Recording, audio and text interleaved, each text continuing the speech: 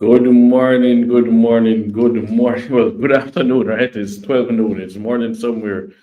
It is afternoon here in Miami, at University of Miami, in the launch pad. I am here today because there's this event called HBCU Start. So Historic College, Black Colleges and Universities. Once a year, usually in January. For the last 3 years, University of Miami has invited students from a number of HBCUs, mainly on the East Coast, and they host them here for about 6 days. Blue Mohawk Capital has been a sponsor. The idea is that we want them to go through an intense accelerator. They have to work together on various teams. There are pitch competition separate from the cohort that gets taught by University of Miami School of Business, Miami Herbert Business professors, as well as they bring in different founders to come and talk to them. So then they pitch and they have a competition. They can win $10,000 $5,000 for first place, 3,000 for second place, 2,000 for third place. And we have the cocktail reception later today. It's being done in December instead of January this time. Some clash of calendars. And I am the keynote speaker this evening. So I'm on campus at University of Miami. And the Launchpad has graciously given me a very, very nice room for me to do this live stream from. So always happy to be here on campus, as you know, a very big supporter of the U, Vice President of the Alumni Association.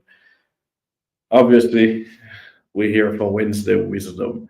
This is something that I want to do more regularly. This is the second one I'm doing, so 2 months, 2 episodes. Let's see what happens in 2025 onwards.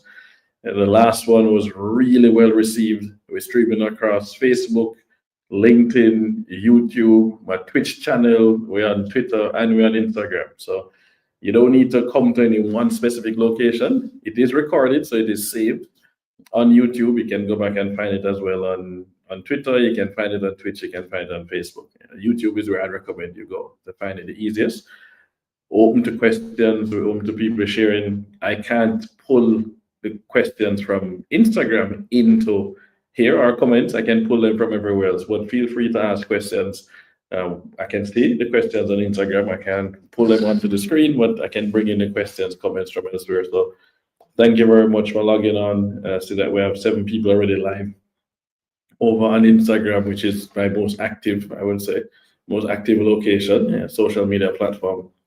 But I want to get into the meat of the matter because for me, this one really is an important topic. How will you measure your life? And I'm looking forward to some interaction as well, and sharing things that you've also learned on your own journey, because all of us can learn from each other. I think that's something that's important.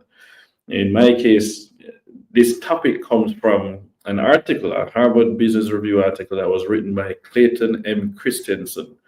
So a lot of people know his name from Innovator's Dilemma. But he wrote an article that has always stuck with me from the day it was shared with me many, many years ago when I was working in private equity. And it's a question that a lot of us don't really try to answer. We do have that question in the back of our head because we are constantly measuring our lives. Each time that a new year starts, we are looking back. We're looking back at the lessons from the previous year. We're looking at the goals that we had set versus where we reached with those goals. Did we exceed them? Did we meet them? Did we fall short? But we tend not to be thinking about where do we want to go and why, right? How will we actually measure it? You can't just simply say, I want to accomplish this, but then you're not actually measuring how are you getting there, right? If you decide you want to grow this tall or lose this much weight, you then measure it. You have to measure what matters. And that's actually the name of a book by John Doerr, Measure What Matters.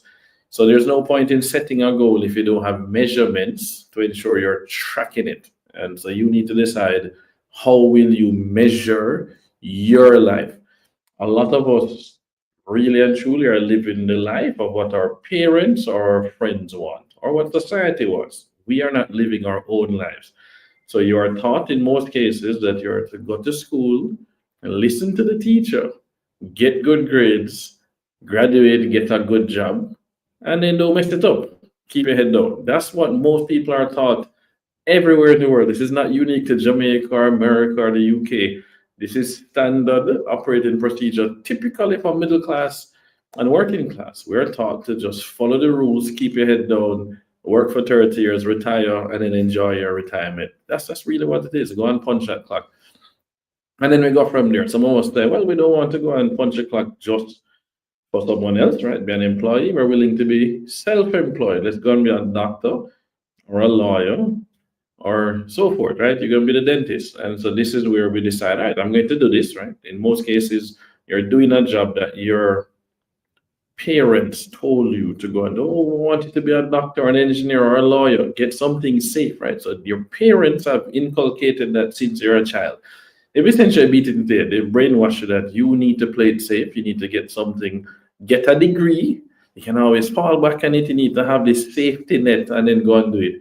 And then you reach midlife, and we have this thing called midlife crisis. It happens to most people, where we realize that we are actually not happy with this career path or this trajectory of our lives because we were never living our own lives. We were living a life for somebody else. And something happens that causes you to say, you know what?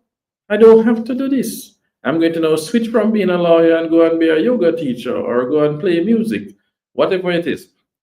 You don't have to do that, right? I see on Instagram, they're saying what gets measured gets accomplished, right? What gets measured gets accomplished. And that's exactly true.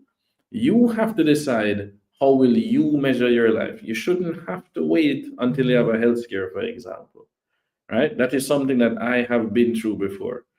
I required a health scare, even though I had a plan from age 15. I had a detailed plan. I wrote a 15-year plan, bro, into blocks of 5 years to age 30, knowing that whoever I was going to get with would help me write the 20-year plan from 30 to 50. And then after 50, good to go. I knew what I wanted to do after 50 and what my life would look like. But until I had that health scare at 39 years old, there were things that I had chosen not to do because I didn't want certain people to say some things about me. I was afraid of what they might say. And I, most importantly, I was afraid of what my parents would say about some of the things. I knew they wouldn't like it. And I was on my hospital bed. I never forgot. So I did surgery at 39 years old in February, right? Early February. 2 days after, I'm in hospital. I'm going to be in hospital for 10 days. I'm going to lose 20 pounds in those 10 days. I don't really have 20 pounds to lose. I could lose 20 pounds right now, though, I'll be honest. But 10 days in hospital, 2 weeks in bed, 6 weeks for recovering, and quarterly visits with an oncologist. So that is what's about to happen in my life. I don't realize all of that. I just know I'm in hospital waiting for them to come back and tell me the results of the tests on the tumor. They've removed my entire right colon, so it's a right hemicolectomy. They removed the tumor and they removed the appendix, and I'm down 20 pounds. And I remember sitting with that one evening. This is the second night now, after I woke up, and we're talking about just life, and I'm talking about how it's unfair. It's not fair that this happened, and then said, life is not fair. So stop complaining that is unfair. Life is not fair. Once you accept that, you can now move forward. So first I had to accept reality, accept this is where I am and this is how the world works.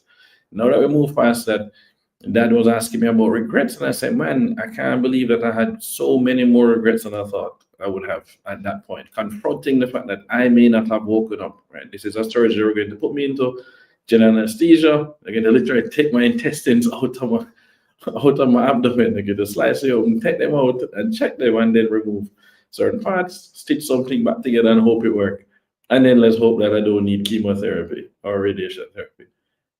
And I genuinely was concerned that I might not wake up. And I prayed. The doctor said, I don't care if you believe in God or not, you're going to kneel down and pray. I am that worried about you based on the size of the tumor, right? Don't even have time to clean up my stomach. If you don't want to pump my stomach, just want to get you straight in. And I had so many regrets. I thought I'd been living my life, I was enjoying my life. I was living my best life. I'd done rally driving, I'd been on this Jamaica paintball team, I had played football, I got to trade with Romario in Miami, I got to go on tour with Sean Paul, I'm in music videos, I'm doing all these things. I'm pushing forward on the business I want to do to invest back in the Caribbean. I don't work for anybody. I don't answer to anybody except my shareholders. And all of a sudden I'm in the hospital. And I have these regrets now. One, obviously not spending enough time with my wife and really focusing on being the best possible husband and friend to her that I could be. Not spending that much time with my kids. I was out and about figuring that I'm going to make money and then I'm going to make up for that by taking care of the kids and the wife afterwards. Let's make the money and then live the life we want to live. But I may not have been around for that, and they would still get the insurance money. And then there were other things that I'd wanted to do, whether it's write other books, speak more, go on TV more, inspire more people. And I remember Dad asking me, why? Why didn't I do some of these things? And I said, honestly, the biggest reason was that I knew Mom and you wouldn't like some of those things that I wanted to do. And I remember Dad looked at me and started crying. And my dad don't really cry, it's rare. And so Dad says, I'm so sorry. That is not how we raised you. It was never meant to be that. Yes, we wouldn't like if you did certain things, but it's your life to live and we'd support you anyway. We'd love you anyway. Please don't live your life for our approval. You need to live your life for yourself. That was so freeing. I think most of us do not have those conversations with our parents. We are afraid to have those conversations with our parents, with our siblings, with our spouse. We're afraid because we don't know what they're going to say. And I think in most cases, everybody wants us to be happy. So they're going to tell us, do what makes you happy, right? If the person truly cares for you and loves you, they will tell you, do what makes you happy, right? Not saying that you must do things that hurt other people, but you need to live for yourself, right?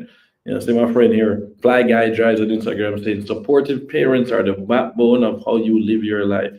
Unbridled support is everything. And it's unconditional love. That is what it means to be a parent. Unconditional love.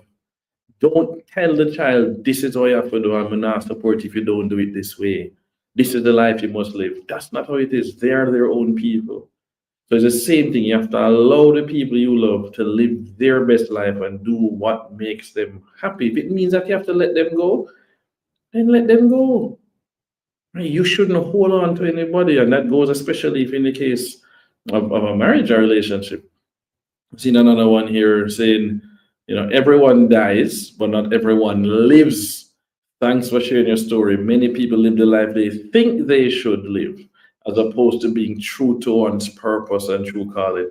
So Ziggy Marley and my son, got to be true to myself. It's on my playlist that I listen to regularly. Got to be true to myself.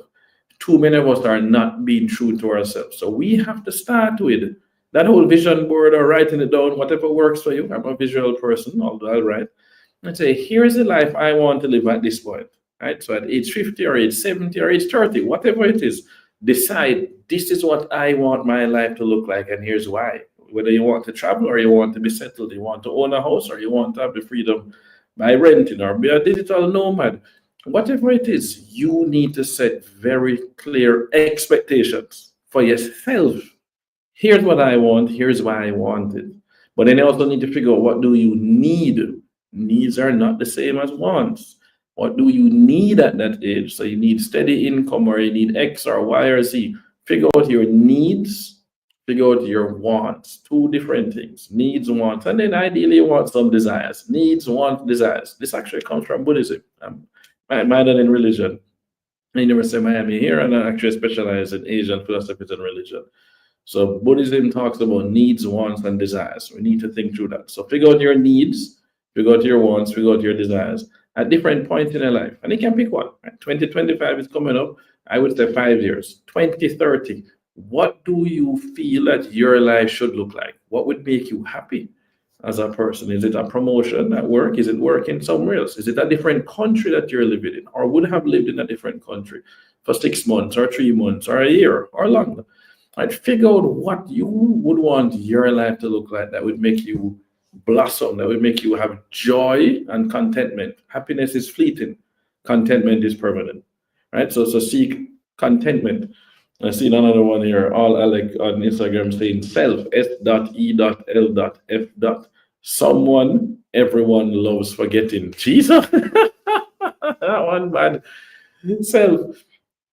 Self-love, self-care, these things matter. So you have to decide, what do I want my life to look like and why?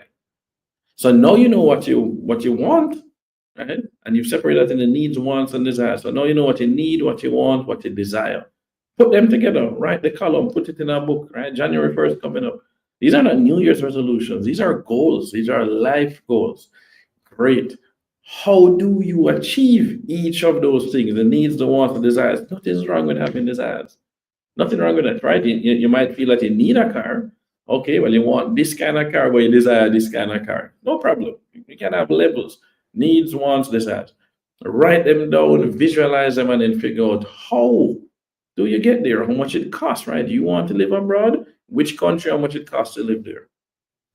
Right? Okay, great. How are you going to afford it? It's now the next step. So you're going to look at someone who is doing it or has done it before and say, great, how did they do it? You're going to study them. But you have to decide how you measure your life. Stop living your life for other people. I think social media has made it too easy to live a life based on other people. Oh, them doing that, you know what? I want that too. Or you think that they're living the greatest life ever and they're the same age as you, and you don't understand how them doing it. You know, ask them. Or you might be surprised how they're doing it. Some of them really making that money, some of them just in debt and actually not as happy as they think. I know a lot of people who share stuff with me personally, right? Personal things privately we talk. I'm not nobody therapist though, I'll be honest. But you know, you have your support group. You'd be amazed at what people are going through and they're not talking about it. You'd be amazed how different social media can be from somebody's real life. So stop focusing on the Joneses and keeping up with them and thinking that you should be at the same level or should be better than them. Some of us even feel that, why I'm smarter than this person, or I was smarter than them in high school, or I looked better than them in high school. But somehow their life is now better than yours, as far as you can tell. And then you might get a little jealous or you get upset with yourself. What usually happens is that you don't get jealous. You start self-criticism. You're going to criticize yourself and say, why have I not achieved more? Why have I not done more? And then you're beating yourself over your head. There's enough negativity in the world. There's enough naysayers out there. Why you want to add to that? You have to start by believing in yourself first. Start by uplifting yourself and saying, no, I can do better. I can have a better life. I can have a more impactful life, right? Impact on others, impact on myself. So I've seen all Alex saying again, a lot of suppression happens in our society as people are afraid to be authentic as well as vulnerable amongst other debilitating things. 100% agree that. Again, read that again. Thank you all, Alex. A lot of suppression happens in our society as people are afraid to be authentic as well as vulnerable amongst other debilitating things. So think about this. I was very vulnerable on Terry Carroll's event, right? So Terry did her season, her third season, and so this is Realign. Well, not Realign is what I spoke at earlier. So Redirection with Terry Carroll. I've shared it on there. It's on YouTube. You guys can watch it. This is the episode that came out October of this year. Terry has been coming to me for 2 years before that. From its start, oh, I'm going to launch this podcast, David. I want it to be in my first season. And I said, no, because I want to be truly vulnerable when I do that season. Whatever I do the episode, I need to be able to talk about my health scare so I can help other people. And I'm not in the mental frame of mind to talk about it yet. I needed to get the all clear from the doctor for me to feel comfortable talking about it. I have shareholders and it scared them. Like, wait, the man going through that right now? How we know we're going to be alive and around to take the company public and then grow it over time? That's where my head was. I also thought it was unfair what had happened to me, and I still hadn't dealt with that. All right, so that is something that mentally was bothering me. I still had not processed it and know how to talk about it. So that's year one. Year two, now she come back last year. David, 1 season. No, I'm not ready yet. I have not gotten the all clear. I got the all clear in November of last year. So November 2023, the doctor says, great, CT scan, colonoscopy, everything. You're all clear. The CA markers are back to almost normal, so we're not worried. We'll see you 1 year from now. Please tell people that they had a cancerous tumor. I've seen too many people your age and younger having tumors. I was 43 last year, right? When him telling me that. And I said, all right, now I've been given permission, in my opinion, to talk about it, and I felt better. So when Terry reached out and said, yeah, man, I want to shoot in June, I said, yeah, man, I'm in, and I will share. And then you see me, my wife, I remember catching her saying that she knew that it was a different interview when she saw me unbutton the shirt and show the scar. That was me being vulnerable, right? The things I shared in there was me being authentic. I wasn't trying to pretend that I'm like this or like that. I just here to be me. And if you don't like me, then no problem. I'm not trying to get anybody to like me. I'm just trying to be me. And then I'll find my tribe. It's like you're a musician and you're making the music that moves you. You're making music that moves you. You then find a tribe. You'll find fans who gravitate to that. You don't change your music to fit some other people and bring in these other fans. You are making music that moves you. You want to tell your story straight. So you need to think of your life the same way. You are dancing to your own tune, and you will find a tribe who also shares similar interests. And you don't have to change your tune to bring in other people. And it turns out actually the smaller your circle, the more content you're going to be. That's really what it is. You actually want to shrink your circle. Too many of us focus on trying to get too many friends, and we're trying to collect acquaintances, and we're quick to call somebody a friend. Not everybody is actually a friend. You have acquaintances, you have business relationships, but can you call them to celebrate and they'll be happy for you? That's what Simon Sinek says. Will they be happy for you? Right? Will you leave them hanging out with your children? These things are what matters. So I see me, God bless Price say that, wow, I didn't know. Thank God for your healing. I appreciate that. Yeah, man, that one was serious. I like this one. All Alec again saying, sometimes you may think you're not as good as you want to be, but oftentimes you're just a flower in a desert. Sometimes it isn't you, but your environment that needs adjustment. And I love that one because it's something I've said repeatedly to people in the Caribbean, especially in Jamaica. You are not a tree. You can pick up and move. If you are not achieving what you think you could really achieve, then change your environment. It is no surprise that immigrants go to other countries, more developed countries, the US, Canada, UK, Europe, and do amazing things. They do so much better because the resources weren't there. The ground wasn't as fertile. The fertilizer wasn't as available. So there's capital, for example, to invest. So you got to move to the US from Jamaica, for example, and you invent something. And then you became very successful, and then you're able to pay it forward and help other people. Or you became this big professor and they got paid well. Or you're going to work in tech, you're going to work at Facebook or Google and Amazon. You would never have been able to achieve that if you stayed in the Caribbean, you stayed in Jamaica, Trinidad, Barbados, Bahamas, Ghana, wherever. There's nothing wrong with moving. You owe nothing to any country. I'll be very honest. You owe nothing. Your parents pay taxes and that covers your education. They have paid their dues. Give back. I believe in giving back. But you know what? Go and do well wherever and then give back. You don't have to stay. You are not a tree. You don't have to stay where you're planted. Figure out the most fertile soil for your life to achieve the biggest impact on this planet. Just simple as that, right? Saying surround yourself with like-minded individuals that are moving in an upward trajectory. Each of you gravitate to each other and will carry each other upward, right? You've seen this one. You've seen the post on social media where it says that, the 5 people most around you will determine how high you go, right? The 5 people around you, the 5 people you spend the most time with, the things you spend the most time listening to, reading, watching, absorbing, that influences how you think. So is it that you're hanging out with people who think big and go for big things, or you're hanging with people that are busy talking small and dissing everybody else and wanting to just stay in your box, right? When you walk into a room, we've seen this one as well. You walk into the room, you should be inspired by the circle around you. If you're not inspired, then you're in a cage. You're in a cage, not a room. Seek inspiration. Work with those you admire. Work with those who inspire you. And if you're not, cut them out. Nothing wrong with that. Cut them out. They're like a tumor. I've had one. Cut it out. Your life is better. I've had to cut people out as well because I realized they were selfish. They don't want to see me do better than them. They would rather go and talk behind your back. They'd rather say you're a talker, even though they still doing stuff. They don't want to help you. In fact, they want to hurt you because for some reason they're jealous. And it's amazing to see that, right? So you want people around you that share in your success and your failures. And they're there for you when you fail. And they pick you up and say, yeah, man, but you tried. You got in the ring and you tried.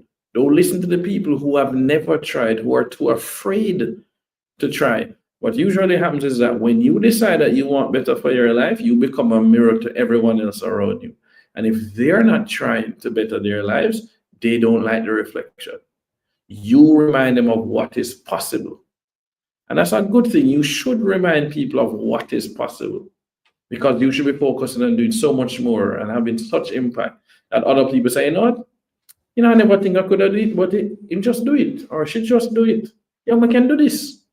That's what happens when you see positive role models. You are supposed to gravitate towards them. It's supposed to make you think, you know what? I can do it. And in fact, if you're watching this today, you have more advantages than people born 50 years ago and 100 years ago. You have more advantages thanks to the internet. I am here talking to you across a number of platforms, right? So, of course, first, I work with who inspires you, if not cut them out. Yeah, man, cut them out like a cancerous tumor, right? We're saying currently weeding out now, make your life lighter. Wow, Syndicate Boss Dre, make your life lighter. I'm going to use that as a theme for 2025, Make your life lighter. We are walking with too many burdens. Our life is heavy, right? My friend M. Wiley is saying, I needed to hear this today. Mr. Mullings, thank you so much greatly. Thank you for participating and being on there, right? Everything happens when it's supposed to happen and not too early. And that's what I say. It never happens before you're ready. That's not how the universe works.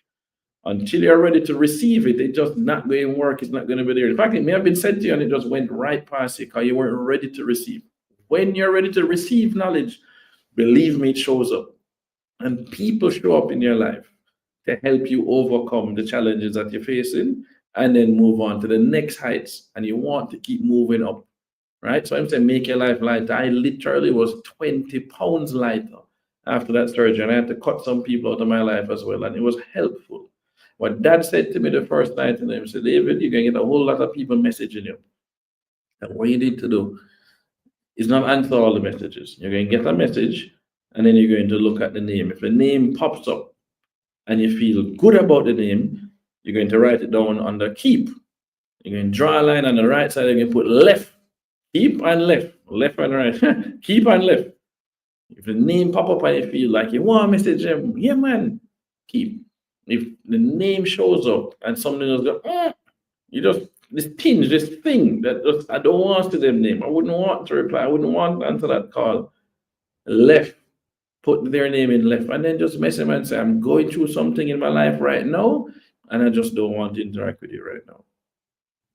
That's it. You don't have to ghost them. Just tell them straight up, I got through something. And I just don't want to continue this right now. And just leave it alone. Move on. You are allowed to do that. You are allowed to do that. They might think that you mean, that you change, that you switch on them. It don't matter. Your life is now lighter. Make your life lighter. That's what the man said, right? That's what Syndicate Boss Dre said. Make your life lighter. Remove people. Imagine I here talking to my wife a few years ago. Why, Catherine? It's so funny.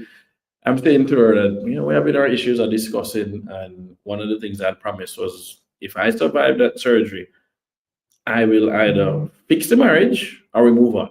It's simple as that. We fix it or I move on. But I'm going to put in the effort. And I remember saying to her one of my biggest complaints, right? We went and we did the therapy and with all those things, the counseling, and I said one of my biggest issues is that I feel like I am trying to level up. I'm working very hard to level up. I'm reading, I'm studying, I'm getting the right role models, I'm putting this effort in, and I feel like I'm climbing up this mountain and I'm bringing you kicking and screaming. I'm dragging up the mountain behind me, and I feel like I carry this weight. You're not putting in the same effort to level up with me. You're content over there, so. And said, that is your problem. You misunderstand. Yes, you are leveling up. I am leveling up at a different pace. We're on different journeys with the same destination. Our paths will keep crossing. But I am not behind you being dragged. It's all in your head. I'm over here. I chose an easier path. You have chosen a more difficult path, and I'm not on the same path as you. Our paths will cross, and we agreed on the same destination. My gosh, once again, it was freeing. It made me lighter to realize it was all in my head. And I have to big up Catherine, my art teacher, right? Catherine is an art teacher who said something like that to me. It was deep. It was in my head. And once I realized it was in my head, wow, I felt so much lighter and I could run with the wind. And I'd make sure that every time our paths crossed on our journey, I would make the most of it with her. So yeah, man, I travel and do what time, but when we're home, we're making the most of it. When we spend time together, we're making the most of it. Say big up Catherine, right? You don't have to have people on the exact same path as you. Everybody learns differently, everybody develops differently, everybody matures at a different pace. Don't hold it against your friends that they might be moving slower or moving faster in leveling up. Are you happy for them or not? Agree this is the destination and we can enjoy the time when our paths keep crossing. Catherine is a rock. So Marlon, I said, big up Marlon, our flag guy drives on Instagram. Yes, he's a rock for real. But it's in our heads. There are a lot of things that are holding us back that have nothing to do with anybody else. We complain, oh, we don't have enough money. People don't keep their commitments. This, and I remember the second thing that asked me to do. Find a way to only blame yourself for everything you fail at in life. Find a way to only blame yourself for everything that you fail at in life. It will make your decision making better. And I went back and I said, well, this investor did this, led to this. Great. It was because I trusted the person and stopped raising money and then move forward. We brought in this business partner. I trusted them. This happened. Structured it this way. Allowed them to be able to vote against me. All these things. I ultimately control my destiny. And we have to simply start with that. You control your destiny. It starts with you. It's in your head. You are putting up all these barriers. You are putting up obstacles. Great. I meet so many people that complain about not being able to raise money in Jamaica or Barbados from investors. I said, great. How many early stage investors are there? That's everybody's thing. Go where people already do that. You are choosing to make it hard. Go get into an incubator and accelerator somewhere around the world. Go to where people already do those things. You are choosing to do it the hardest way possible. You're staying in a desert asking somebody to give you water. And then you can complain that it's hard to get somebody to give you water. In a desert, right? If it's an angel investing desert, why would you go there to go and try and find water? Go to somewhere that is overflowing with water and abundance for what you need. Right? You want to go and do genetics and cure some cancer. You know, you can go to some school that have some of the best teachers when it comes to genetics and amazing labs and then allow you to work in an amazing pharmaceutical industry. That's just the way it is. Where the resources to accomplish what you want to accomplish. Stop blaming everybody else. You know, so I see in this one, this is facts, and of course, I'll say yes. One of the greatest challenges is mental transformation. Right? That's where it starts. Mindset. Mindset matters. The most important thing is mindset. Right? As the Marlon said, as a supportive partner is everything. You may not think they're in lockstep with you, but they are doing and completing tasks that you yourself won't see. And it is true. And that is why you need to appreciate that person. And a lot of times they don't feel they're appreciated when they're married to an entrepreneur. It's very hard because we entrepreneurs tend to appreciate the things visibly that move the needle for us. Oh, we close this money, we raise this deal got done, we close an investor, we close a customer, right? Then we might go and treat the team to something. Did we take out our spouse for dinner? One-on-one to say thank you for being there and supporting me through the thick and thin? Are they benefiting from that journey and getting to celebrate the small wins with you? Because they have been part of the wins, especially if you have children. Right? Just make sure they feel like a part of the story as well, because they are a part of the story. And they know they are part of the story, but it's easy for us to not realize that they are actually being left out. Right? It's important. So I see in Marlon saying something I had to realize quickly in my own life and on my own journey. I wouldn't be able to not only live but thrive without a supportive spouse. He's a pilot. He's an airline pilot. So he definitely need a supportive spouse. Like, man, if you're married to somebody in the military or married to a pilot, people who travel constantly for work, my gosh, that hard. You think being married to an entrepreneur hard? Yeah, try those options. Oh my goodness. So all Alec is saying, success often requires the courage to leave behind unyielding environments and direct your energy towards spaces where potential thrives and progress is attainable. I'm going to repeat that again. Success often requires the courage to leave behind unyielding environments and direct your energy towards spaces where potential thrives and progress is attainable. And then she goes on to say, growth is not a matter of stubborn endurance, but strategic alignment with opportunity. Right? I don't rate the person who bangs their head against the wall and then complains that the wall is not moving. I want to focus on the person who figures out a way to go under, over, around the wall.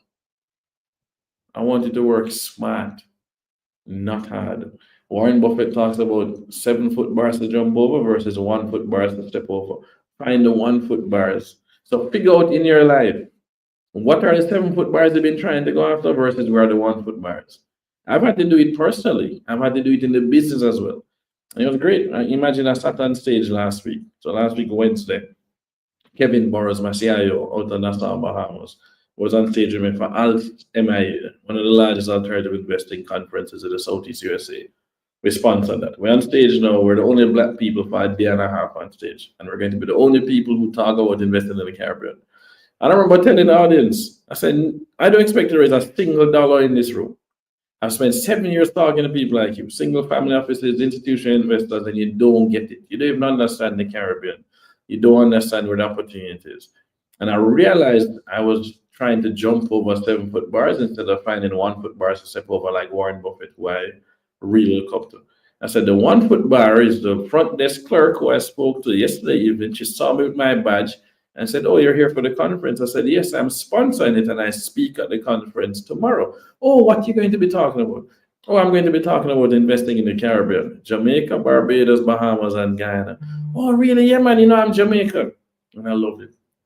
Say, well, what you invested in? We told her we're building affordable houses. We invested in public companies, private companies, and more. And we're going public on NASDAQ. And people can invest right now.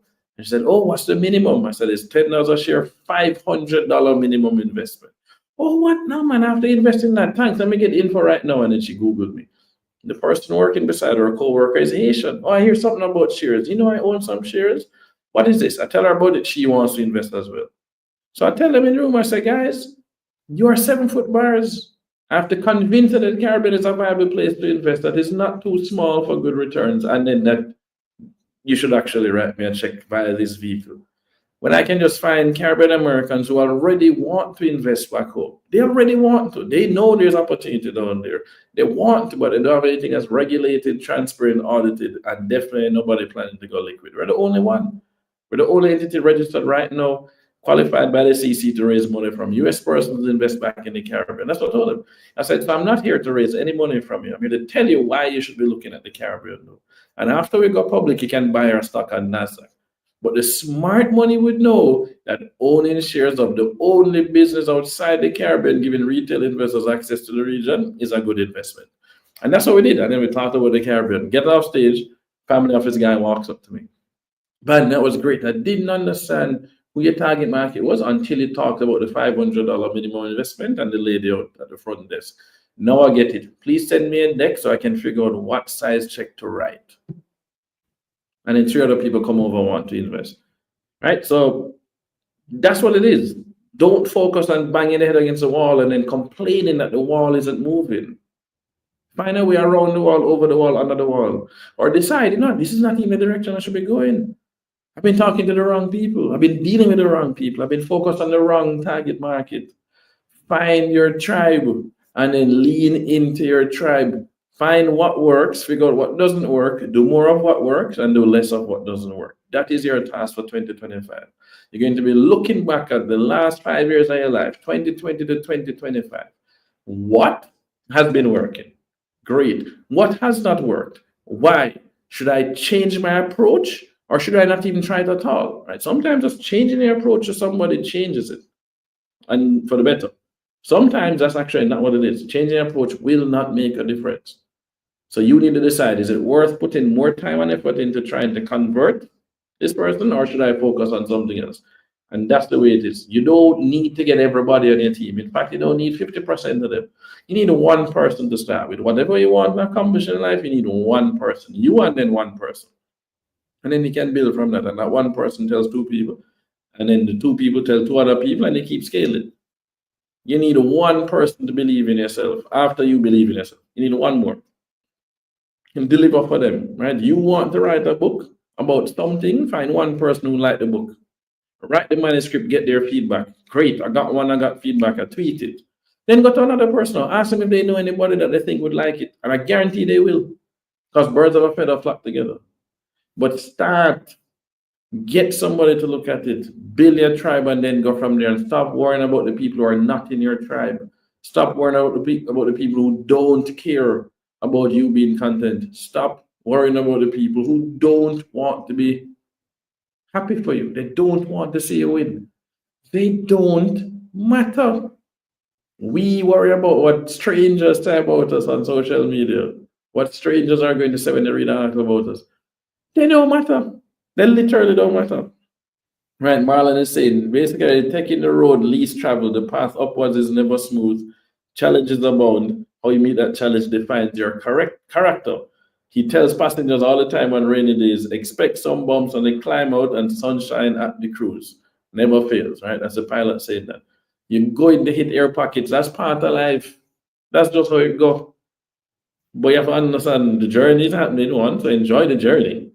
And then focus on what you have control of. Remember your destination, though, right? Enjoy the journey, focus on what you have control over. Make sure you focus on the destination, though. You know where you're going. Too many of us don't have a destination that we chose. Somebody was dragging us along, or somebody planted in our head when we were a kid. And we're trying to live that life, and we stuck to that versus pausing and reevaluating. Okay, this is the life I want or not. Okay, then this is the goal, and how am I measuring getting there? Right, it's very easy if you want to be a lawyer at a big law firm. You talk to a lawyer, you study lawyers who have gotten to the big law firm, and you realize that, oh, to get to be a big lawyer at a big law firm, you were a small lawyer, a small law firm. And before that, you had to pass the bar. And before that, you had to graduate from law school, which means you had to get into law school, which means you had to finish your undergraduate degree, which means you had to get into university. You can work backwards. And now you can measure your life. Your life as a lawyer can now be measured because there's specific goals that you have to hit. You can measure it. Do that for your life. Most of us are not lawyers. You have to do that for your life. Right?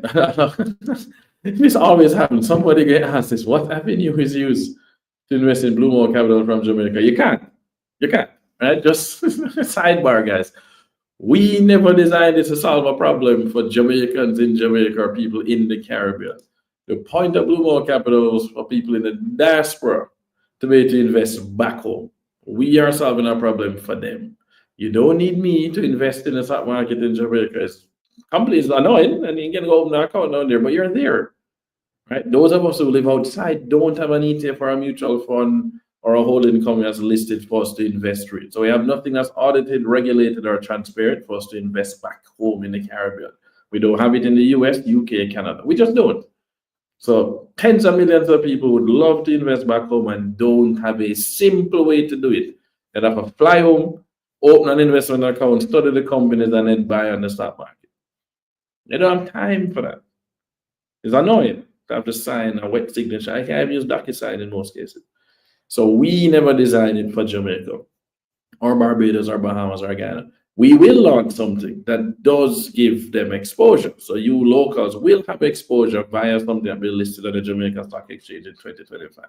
Because enough people keep asking me, they want to have exposure to what I am doing. Great. So we're creating a fund, a listed equity fund that will give you some exposure, but as of now, you can't. It doesn't exist, and we focus on solving our problem for our primary target market. Jamaicans, Bajans, Bahamians, Guyanese, Caribbean people in the United States. That's first. And then we expand to the Caribbean diaspora across the world, US, Canada, UK in particular, the largest buckets of the diaspora. And then we expand beyond that to just pension funds, investment funds, anybody, endowment funds, they can all participate.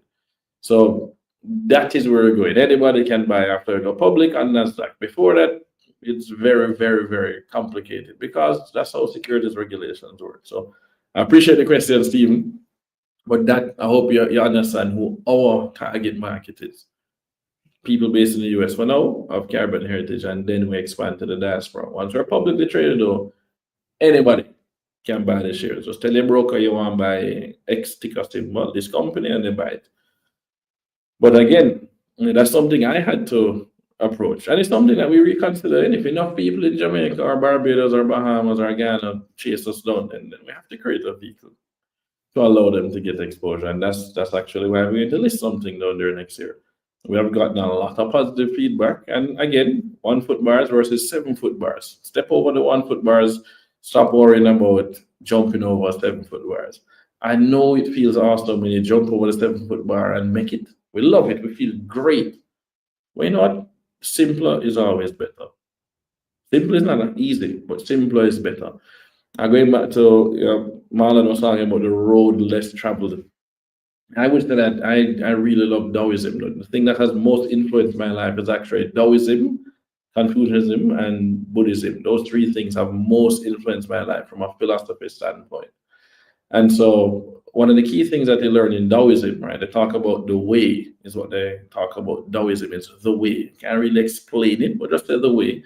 Think of it like water. And what Taoists would usually tell you about is the middle way. That's what Taoism focuses on. Not the easiest path, not the path less traveled, which is the harder one. Those are 2 different paths. They want to focus on finding the middle way. What is the middle path to accomplish your goals? There is a middle way. And if we take the time to identify that middle way, I think you get the best of both worlds. It's not the path least traveled, right? I get to the forest and I have 3 paths. I have this crazy one that nobody go, I can see it's overgrown. I have this left side one that is fully clear. You can see dirt, you can walk, drive there, no problem. Super easy. And then there's a middle part that is a little overgrown, but I can see a little bit of a path. Obviously, some people have walked there. You know what? Take the middle path. Take the middle path if you want to achieve more than the people who took the easy path. Don't take the hardest path if you want to survive. Lower chance of survival on the hardest path, right? The lowest chance of survival. So, coming back, Stephen asking if we can use an international broker. If you can open an account in the US, then yes, you'd have an international brokerage account and do it, Charles Schwab or whatever it is. If you are in Jamaica, your broker should be able to buy US stocks, right? Like, why wouldn't you own Apple or Amazon or Blackstone, Berkshire Hathaway? You need to make sure you're with a broker who allows you to easily buy global securities. If your broker don't make it easy for you to buy overseas stocks, you're missing out on all the growth in the S&P 500. You're missing out Airbnb and Nvidia and all these things. A chunk of the world's profits come to US companies. So your broker better be giving you access to overseas stocks, international stocks. Your local broker. If your local broker now do that, then you need another brokerage account. I'll be very honest. But yes, guys, middle path. You have to focus on it. Don't focus on the path least traveled. Some people would think that I am taking the path least traveled with Blue Hope. And they misunderstand because companies go public all the time here in the United States. This is not a path that is least traveled. It's actually a very regular path. Man, I just hear this weird sound of water going in the pipe. I'm like, what is that? Like water. Well, yeah, it is a path that many people have actually traveled. They've just not done it for the Caribbean. They've done it for other countries, though another region. So I am actually not doing something that has never been done before. I just doing it that's never been done for this region. Right? I see Alec on there. That reminds me of a Taoist quote that states, when I let go of what I am, I become what I might be. When I let go of what I am, I become what I might be. You need to decide, what are you? right? And who are you really? What are your purposes? I don't think anybody has just one purpose, a single purpose on this planet. Yeah. I grew up in the church, Anglican church specifically, Episcopal for Americans, but it's an Anglican church. And we would always sing the song, One Talent Have I. They sing, One talent have I to take to the sky, while others are blessed with 10 of the best. So the idea is that when you have one talent, you focus on that one talent and execute. You think about people who are born, for example, in the inner city, and they decide, no, my way out is rapping, or my way out is getting to basketball, my way out is football or American football, and they hone that talent. And then they get out. That's the one talent they had. There are other people who are blessed with multiple talents. They're really good at math. They're really good at public speaking. They're not shy. They're gregarious, outgoing, and they can do almost anything. It seems like they can do so many things, but they also can't pick. They tend to get problems with choice, right? The paradox of choice. Typically, you don't want to have too many talents, or if you have many talents, narrow your focus one at a time and execute, right? Michelangelo, Leonardo da Vinci, we call these people Renaissance men. Why? Because they were so good at so many things, but they didn't do them all at the same time. They didn't do them all at the same time. Let me paint, be an amazing painter. And they understudy somebody, apprentice. Then let me go and be a sculptor and be an amazing sculptor. Then let me go and do mathematics. Let me do astronomy. They didn't do them all at the same time, so you don't need to do everything at the same time. I think that's the most important thing. Start with one talent, and I'm going to hone that talent. I want to be top of mind for that. Right? There are many things I could do. I have chosen to focus on investing and doing that focus on the Caribbean. So I should be top of mind when you think about investing in the Caribbean. You should think of Blue Maho, you should think of me, David Mullins. That's it. I don't want you to call me and ask me about editing video and posting on social media. Okay, great. I'm good at public speaking, but I'm not out there trying to make money from public speaking. I'm not charging any bag of money to go and speak. And I'm not trying to build up this speaker bio. I'm not trying to create tutorials to sell people on wealth creation and investing. That's not what matters. One thing at a time. I'm building this business and invest in the Caribbean, and I want to talk about investing. And I should be top of mind for that talent. Nothing is wrong. It doesn't mean that I'm not good at playing football and couldn't play over 40 somewhere, or go and try and become a really good golfer and join the senior PGA tour. I don't know, because I'm narrowly focused. You need to focus. You have time, talent, and treasure. Don't spread it too thin. Time, talent, treasure. Do not spread it too thin.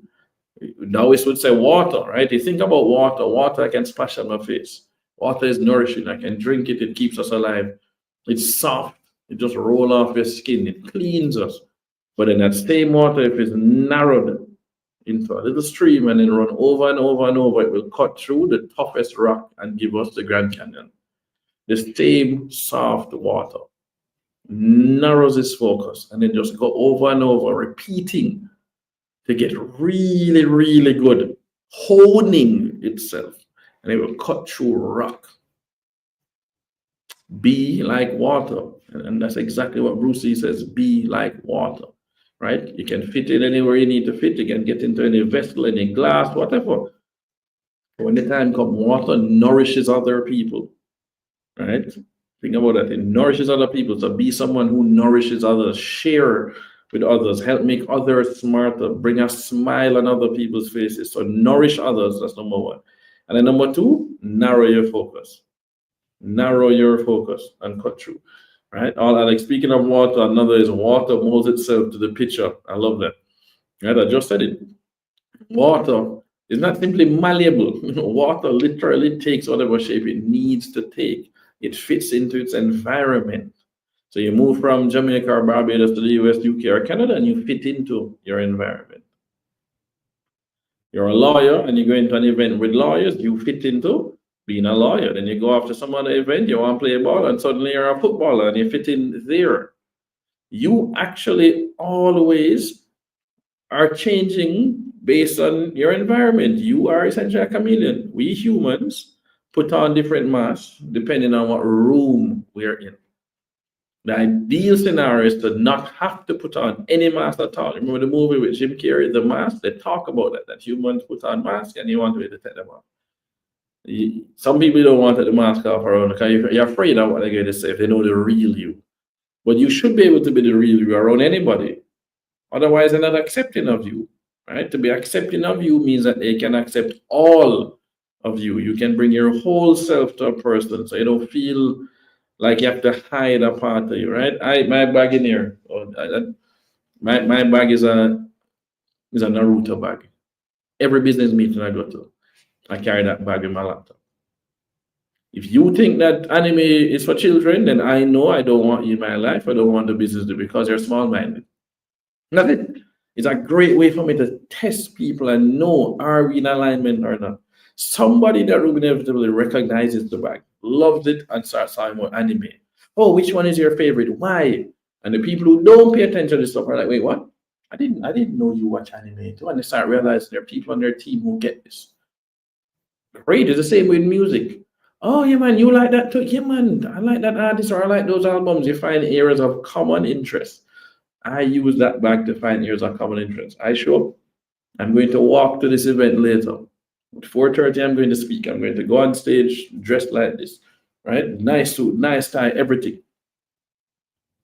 And these kids are going to see me and say, wow, man, this guy looks sharp. But they're going to see me with a Naruto bag. And they're going to click, they're going to immediately look at me differently. Though. Okay, this guy is not like these other people. And that's what I want. I want them to realize that you can actually be cool. You can be into other stuff and not fit the stereotype that we've been taught by society. That way, yeah, you're going to be serious and make money. You can't do this. You can't play video games. You can't, right? I'm streaming on Twitch right now. This is streaming on my Twitch channel, David Vibes, Vibez, Vibez, right? David Vibes is on Twitch, not just on LinkedIn. I'm talking to you live right now on Facebook, on LinkedIn, on Twitter, on Instagram, and on my Twitch channel where I play video games. Nothing wrong with that. I like challenges. Games are great because they tell me what I need to accomplish. And then I get to measure and track the goals. Our lives are just like video games. In fact, video games are based on our lives, especially adventure games. Think about Legend of Zelda. You start off the game and you have limited resources, no friends, and you need to get to this castle and defeat this bad guy and save this person. And you're going to save the land. You don't need to go out and talk to people and learn new things, right? You're going to gather resources. You're going to make friends and build a team. And then you're going to attack different things. You need to actually have mini bosses you're going to beat. And every time you accomplish something, you gain something. And you get more powerful and stronger and wiser until you finally go into the final boss. You can actually skip all of that and go straight to the final boss and make it harder. And I have done that. And you can go on my YouTube channel and see the videos of me beating Legend of Zelda Tears of the Kingdom with what is now possibly the lowest ever percentage completion rate without using any glitches. And I'm proud of doing that. I spent a lot of time figuring out how to do that. And I'm going to lower that too. And I love it. I love when I can tell people that, guys, yeah, this is how I plan out my own business. I sit down and understand what are the goals that we need to accomplish and by when, what are the steps required to do it. And then we're going to keep working it and fine-tuning and getting better and getting better. That's how it should be. We are playing a game of life. Who are you pulling together on your team to help you accomplish this goal? And preferably a goal that everybody benefits, the whole world benefits from that goal, right? Even if it's in your little corner of the world, you're doing something that's impactful. Who are you pulling together to help you? What are you reading to get smarter? Where's the wisdom coming from? Right? I have something here. All Alex said. I know the 70s and 80s kids remember blowing into that Nintendo cartridge and strategically placing it for it to work. Yeah, man. And that is really my core audience. Those that late Gen X, early Gen Y, right in that middle, 75 to 85, probably 75 to 90. I'm right there with you. Right there with you. It's a cheeky say. The one is asking PC or console or both. I'll be very honest, I have not done any PC gaming for at least the last 10 years. It's too much headache to build a PC now and do all the reconfiguration. I can't bother with it. I used to play Counter-Strike. I literally was in Counter-Strike tournaments in Jamaica, Red Alert, big up Chicky, big up DJ Rush from Code Red, right? I played in those kinds of things. I met my wife. That's when I knew I was getting married, when she was staying at the house and I was practicing for a Counter-Strike tournament and she talking about video games and giving me call outs. Because she played Halo too. She played Halo before I played Halo. So I'm definitely a Nintendo and an Xbox person. I don't even own a PlayStation. My brother has a PlayStation. I'll borrow it when I want it. But yeah, not a PC person. I love my Nintendo Switch. I love my old NES. I love my Super NES games as well, thanks to the Virtual Console on Nintendo Switch. The kids have learned those games, play them with us. My wife still continues to beat me at Super Smash Brothers. I have never beaten my wife at Super Smash Brothers. Yeah, man, and I don't know if I'll ever beat her. So let's see how that goes. As Chika saying, indeed, anime has given so many life lessons. Enough. I have 2 business lessons right now from anime in my phone. I have a set of quotes from anime for business. I know what, since I'm going to read them to you. I'm going to pull it up right now. Let me pull it up. And you're going to be like, yo, for real? So I'm going to have this thing. So these are my key quotes. I have a, should I show you this? I don't want you to think I lied enough. So let me see. Can I share the screen? Present. We're going to try something live. Slides, PDFs, extra camera, share screen. I can choose a tab, a window, an entire screen. So I'm going to choose my notes window. So I'm going to show you. Look at this, key quotes, right? I'm about to put it up. Boom. So this is real. Like these are actual quotes right here. So I'm going to scroll down and I'm going to find, look here, right here. These 3 quotes. Patience is necessary to reach one's goal. That's Madara Uchiha from Naruto Shippuden. The main bad guy talks about patience is necessary to reach one's goal because he accomplished his goal. He was so patient over so many seasons, and I love that. Patience needs to matter for everything you want to do in life, especially investing. And you look at this one here. I'm talking about peace. Peace that exists as an illusion is deception. Peace must be achieved in the real world. And I love that one. I was like, wow, we have all these wars in the world. And it just stuck with me. And then the last one, most important one for me to get back to patience. Impatience makes one lose sight of his surroundings and invites failure. This is a Tsuchikage from Naruto Shippuden. So this is one of the leaders of one of the villages, the water village. And this is what he's saying. So this is anime impacting my life and my philosophies. When I say same, I have quotes as well. Right?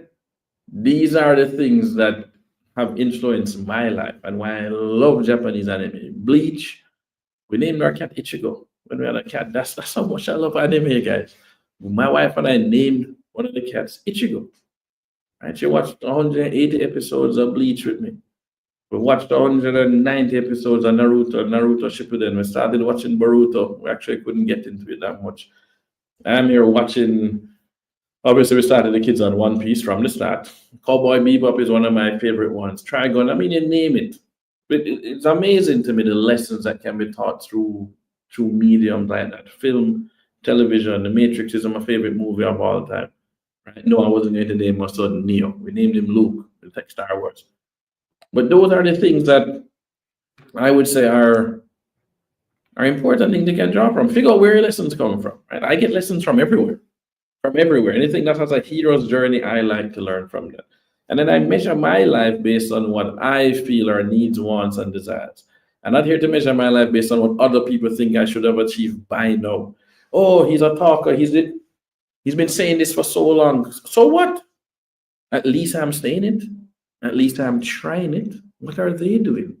Right, we got STC qualification this year. We're raising money from investors. We invested in the Caribbean. We're talking up Jamaica, Barbados, Bahamas, Guyana in a positive way in forums that nobody is talking about. We're going on TV, Schwab Network at New York Stock Exchange, NASDAQ, talking what needs to be talked about, changing the perception of the Caribbean. That's a good thing.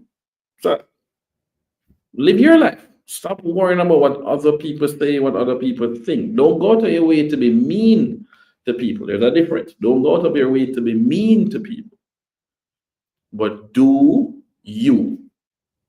Man say I'm a productive gamer. This is one of my earliest investors, Elvis. Man say I'm a productive gamer. That is true. I do like that term. That's very specific. I'm not a waste man gamer. There are some people who just play and veg out and don't do anything with their lives. And that's fine. They do it with other things. They might be smoking, do it other things, right? Games are just their vice. Some people have a vice and then they don't do anything in their life. I am playing with intention. That's the difference. I'm playing with intention. I want to enjoy it. I'm on an adventure with my kids, but I'm also challenging myself to something. And then I lay out. Are you, man? Look at this one. All Alex saying, those who cannot acknowledge themselves will eventually fail. And that's Itachi Uchiha, older brother, of course, right? Itachi is the older one. And we all know Sasuke. The girls love Sasuke. But Itachi is the older one. That's real talk. Well, you know, since we got back to the game on the Wednesday, I'm a productive gamer. Let me make you understand how I approach this stuff, guys. You're going to actually laugh at this, you know, but you have to understand it's the same approach I take to business and anything I do. So we're going to go back. We're going to share a screen, and I'm going back to the same window with the notes. So some of the notes here. So over here on the left, you can see I have my quotes. These are quotes that I write for myself, and this was a ebook that I've done based on a friend, right? I have advice from Michael Leachin, a lesson from a billionaire. I created a whole PDF with all the lessons he's taught me. I have these keynotes for the destiny. I have Warren Buffett's quotes. I have a business book list. This is a business book list if you want to screenshot it right there. Key videos to watch to get my mindset right and to remind myself of what I'm doing. I have Steve Jobs quotes. I care a lot about it. I have Charlie Munger quotes. But here is something that really, really is going to surprise you. This is Legend of Zelda. So we bought Zelda Tears of the Kingdom last year. And I now wanted to understand how I could do the game in a different way. Look at me, I wasn't sharing the thing the whole time. Let me share. I'm going to share this with you. So this is my Zelda notes. And so we're looking at inventory slots, what I need to do. This is for the bosses and their health in order if you fight them in specific orders. Right? Special items I can get, things I can build, and then we get to this for my minimum percent run. So I wanted to have the lowest possible run to beat the game with the lowest completion. So it means I can't get a lot of stuff. I wanted to have the lowest in the world. I wanted the lowest, and so I'm going to do it. So I had to put together a list. Here is what I need to do. I spent days, not hours, days doing it over and over, testing, experimenting to come up with very, very specific stuff to understand how I can kill certain enemies and what I need to do. And I put this together. I need to know exactly how many things I need, do it this way, and I can accomplish it. And then I would track it, right? I create these rules for when I do my own challenge runs, but this is how I approach everything. I talked about how I kill the enemies, I create these videos, key items that I need to beat it. Guys, this is literally how I went and played the game after I beat it a few times. Then I decided I'm going to challenge myself and I'm going to do it on stream. So the videos are posted. And this is how I track. I am not interested. This is a map from Tears from Breath of the Wild. Right? I'm not interested in just doing the thing. I beat it already. Great. No, I want to challenge myself. I'm going to set an insane goal. Here's a desire. And then I'm going to go try and do it. And I'm going to test myself. And then I'm going to do a video and post how I did it. So there's a video right now that you can go and watch that explains how I did the minimum percent run and teaches people things about the game. Because I spent time learning that and passed it on. So the one said, wow, that's deep. You're so clever, mind-blowing, wow. I don't want to do things just like this, like everybody else. I don't want to be just in the average. I don't want to be in just the top 10%. I want to be in the 0.1%. How has it been done? How can I do it better? And then how can I share it with others? It's never about just me. How can I then share it with others? I want a repeatable process. And then I need to know it so good that I can teach other people. That is how I approach everything I do in life. That is why I approach investing that way. It's about teaching other people what I have learned, and then let's execute together. Let's lift each other up. Most people are not that giving. I'm not here charging anybody, right? I'm not trying to go, oh, David, why you don't go and do a course and charge people? For what? Right? I'm now thinking of gamification. Well, that's exactly what has happened within investing. They've gamified it. They've actually gamified gambling more than investing, unfortunately. But gamification matters, especially for our generation. We can respond to that. But we're going to see more anime included in the way people advertise. We're going to see more cartoons, throwbacks to obviously things like Transformers, G.I. Joe, things we grew up with. Don't be surprised. We've already seen that. It makes sense that you tap into things that our generation that is now in the phase of being able to invest and spend, and we can afford it. All that stuff is going to now come towards us. They're going to use what we remember. They're going to remake those movies, turn those cartoons into live action. That's why Marvel has been doing what they're doing. And we're going to see more of that, right? There's a new Superman movie coming out next year, next summer. A new Superman movie, not a sequel, a new one. And the trailer is coming out in a few days. Let us see what the reaction is to it. But that's the idea. All I can say, gamification, when strategically integrated into work and learning environments, not only enhances motivation, but fosters a culture of achievement, collaboration, and continuous improvement. She's loving this live. And that is true. You think about gamification, you're doing Duolingo, for example, and learning languages. That's gamification right there. Right? There are apps that help you with your credit score, and it's gamified. They wanted to hit certain things, and you do it. So if we can gamify the important things, your financial literacy can be gamified. So let's figure out a way to do that. Anybody that wants that, I'm happy to work with you. We need to figure it out because we need to make sure that people are financially literate. That's it, right? When Michael Leachin shared what he did with me, I said, man, Mike, I really appreciate this. And what do I owe you? I'm not your child. I don't work for you, and you've been so giving. What do I owe you? I says, you only owe me two things. Number one, pay it forward. Everything that I've shared with you is not just for you. It's for everybody you meet. So pay it forward. And number two, always exceed expectations of the people you interact with. So I hope that today I've paid it forward and that I've exceeded your expectations. You can hit me in the comments and let me know. But if you need to get to me, guys, it is very, very easy to find me. It's www.davidmullings.com. It's as simple as that. You can find me by just going to davidmullings.com. If you can't remember that, you can just Google David Mullings. You don't even need my middle names or my middle initials. You can just Google David Mullings. I am far more responsive than people think. I have people who think that I'm busy. I am not busy. I make time for what matters. And you doing well in your life matters to me. I might not write a check. I'll make time to talk to you 15 minutes or reply to a message. I reply to the direct messages. I reply to the emails. Make time for what matters. Right? It's very important to me. So Chike is saying that both 1 and 2 objective achieved. I appreciate that. Getting authentic. Nick is saying you are a blessing. Oh gosh, I appreciate that. Brandon, Josh Williams say yes, very much so. Exceed expectations, guys. So do the same. I'm going to ask the same for you. Share this. You're going to be able to find the video wherever you watch it. Share it with somebody. You never know who needs to hear it. So I love this. Elvis, one of our closest friends. Elvis is saying, you are busy, but make time when needed. So we disagree about the word. I am productive.